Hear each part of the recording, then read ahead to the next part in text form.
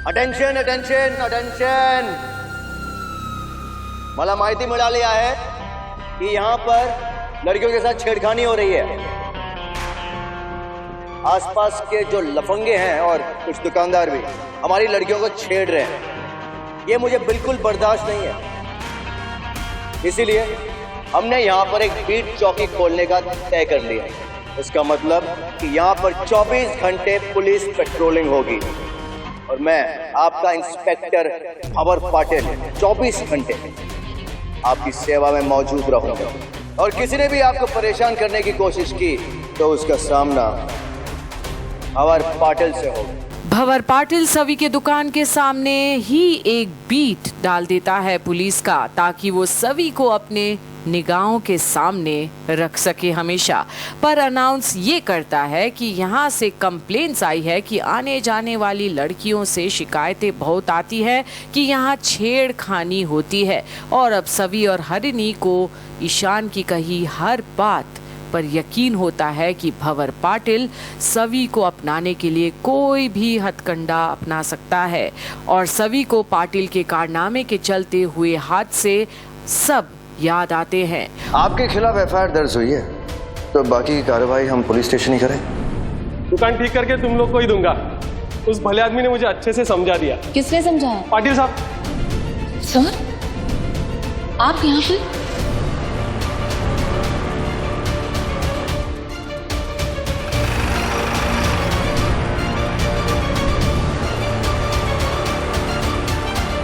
सभी तुम जानती भी हो उस लड़के को पिटवाने के लिए जो गुंडे भेजे थे ना, वो पाटिल ने भेजे थे।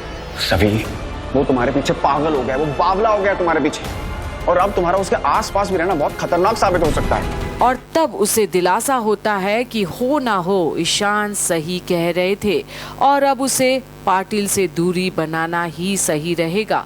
और जहां शुक्ला भी बता देता है कि पाटिल ने ही उससे अभिजीत का पता मांगा था, वहीं अब सभी को यकीन हो जाता है कि भंवर पाटिल बहुत डेंजरस पुलिस ऑफिसर है उसके लिए। और हरिणी के कहने पर अब जाती है ईशान से माफ़ी मांगने कि उसने उन पर भरोसा नहीं किया उस वक्त, पर ऑफिस के अंदर घुसने से पहले रोक देती है रीवा दरवाजे पर और सभी को उसके मंगेतर से दूर रहने की सलाह दे डालती है। पर जहां रीवा की बातों से सभी को चोट पहुंचती है, वो चली जाती है बिना कुछ कहे, मूड ऑफ होकर।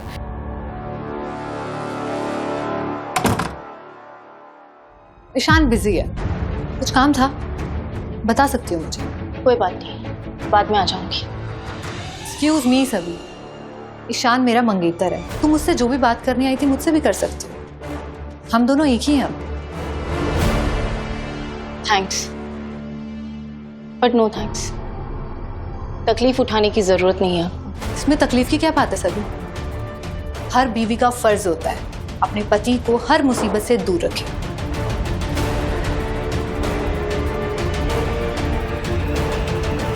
चलो, मुझे नहीं बताना तुम्हें, बताओ, नो प्रॉब्लम, तुम्हारी मर्जी।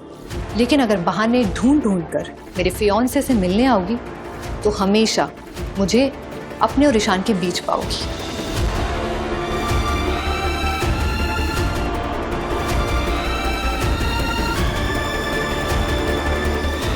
पर अब अचानक ईशान को उसके शॉप पर देखकर हैरान होती है सभी, और ईशान अब सभी को समझाने की कोशिश करता है कि पाटिल से वो दूर रहें, और उसके हाथ में कटा निशान देख घबरा जाता है कि कैसे पियोन को मारते वक्त पाटिल ने सवी को धकेला था, जिसकी वजह से उसे चोट लग गई थी।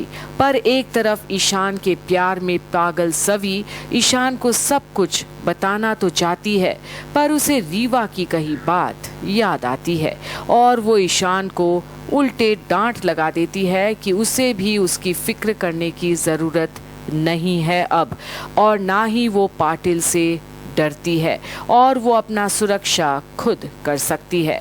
और सभी की इन रूखी बातें सुनकर ईशान परेशान हो जाता है, पर उसे कौन बताएगा कि सभी के रूखेपन के पीछे रीवा की कड़वाहट वाली बातें हैं। और अब एक बार फिर जाते जाते ईशान भंवर पाटिल को वहाँ देखता है, जो उसे भी फ्रूट्स ऑफर करता है दूर से, और ईशान को गुस्सा आता है और भी ज़्यादा। पर सवी भी अब सतर्क हो गई है कि ये पाटिल किसी भी हद तक जा सकता है और उसे भी अब सावधानी बरतनी होगी। अब आखिर क्या होगा सवी और पाटिल के बीच? क्या सवी को और नुकसान पहुंचाएगा पाटिल? देखते रहिए आगे की अपडेट्स में यहीं पर। सब प्लीज, आप हमेशा से मेरी जिंदगी में नहीं थे। आपसे पहले भी मैं अपना ख्याल रख रही थी, अपनी प्रॉब्लम्स खुद सॉल्व कर रही थी। तो इस गलत फहमी में मत रहिए आप कि मुझे आपकी प्रोटेक्शन की जरूरत है। मुझे किसी की मदद की जरूरत नहीं, ना आपकी ना भंवर पाटिल की। आप प्लीज जाइए, मुझे बहुत काम है अभी। ठीक है, तुम्हें जो करना है तुम कर लो, और मुझे जो करना है वो मैं कर लूंगा।